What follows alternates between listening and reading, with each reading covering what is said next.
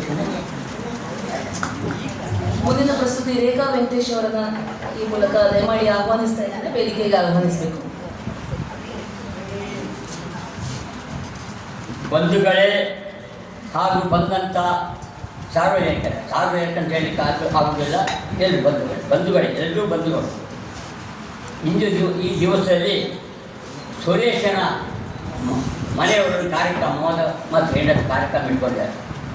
ಇಂಥ ಕಾರ್ಯಕ್ರಮ ಇರುವುದು ಭಾಳ ಒಳ್ಳೆಯದು. ಯಾಕಂದರೆ ಕೇವಲ ಮನೆಯವರಿಗೆ ಊಟ ಹಾಕೋದು ಮಾಡೋದು ಸರಿಯಲ್ಲ.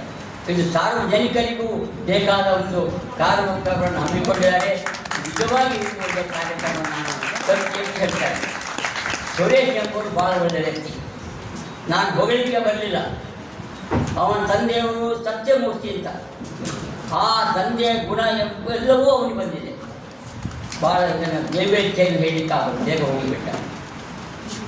ಸತ್ಯಮೂರ್ತಿಯವರು ಬಡ ವಿದ್ಯಾರ್ಥಿಗಳಿಗೆ ಮನೆಯಲ್ಲಿ ಊಟ ಹಾಕಿ ಫೀಸ್ ಕೊಟ್ಟು ಅವರಿಗೆ ಕಲಿಸಿದಂಥ ವ್ಯಕ್ತಿ.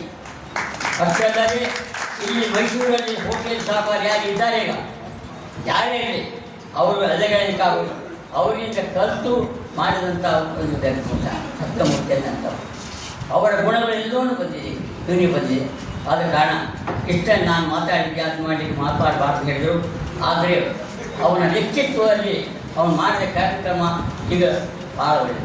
ಹೋಟೆಲಿರುವಾಗ ಏನು ಮಾಡಿದ್ದಾರೆ ಅವರು, ಅಷ್ಟು ಕಮ್ಮಿ ಬೆಲೆ ಭಾಳ ಎಲೆ ಊಟ ಹಾಕಿದಂಥ ಹೋಟೆಲ್, ಅಷ್ಟು ಒಂದು ಅಲ್ಲಿಗೆ ಎಲ್ಲ ಹಣ ಮಾರುವ ಉದ್ದೇಶ ಇರಲಿಲ್ಲ ಅವರಿಗೆ. ಅಂಥ ವ್ಯಕ್ತಿ ಅವರ ಮಗ, ಇವರವರ ಗುಣವೆಲ್ಲವನ್ನು ಇವರು ಹೊಂದಿದ್ದಾನೆ. ಅದೇ ರೀತಿಯಲ್ಲಿ ಅವನ ಹೆಂಡತಿ ಮತ್ತು ಮಗ ಅದನ್ನು ಮುಂದುವರಿಸಿ ಸಾಕು ಅಂತ ನನ್ನ ಇಚ್ಛೆ. ಅಷ್ಟಲ್ಲದೆ ಇಂಥ ಕಾರ್ಯಕ್ರಮವನ್ನು ಯಾವ ಹಮ್ಮಿಕೊಂಡು ಬೆಳೆದು ಅದೇ ರೀತಿಯಲ್ಲಿ ಶಾಸ್ತ್ರದಲ್ಲಿ ಹೇಳಿದ ಕಾರ್ಯಕ್ರಮವನ್ನು ಅವರು ಬಿಡಬಾರ್ದು. ಇದು ನಾನು ಕಿವಿ ಮಾತು. ಅದು ಯಾಕಂದರೆ ಶಾಸ್ತ್ರದಲ್ಲಿ ಕೆಲವು ಹೇಳಿದ್ದಾರೆ, ಅದನ್ನು ಮಾಡಲೇಬೇಕು. ಇಷ್ಟನ್ನು ಹೇಳಿ ನನಗೆ ಮಾತಾಡಿ ಅವಕಾಶ ಕೊಟ್ಟರು. ನನ್ನ ಒಂದಿನ ಸ್ಥಿತಿ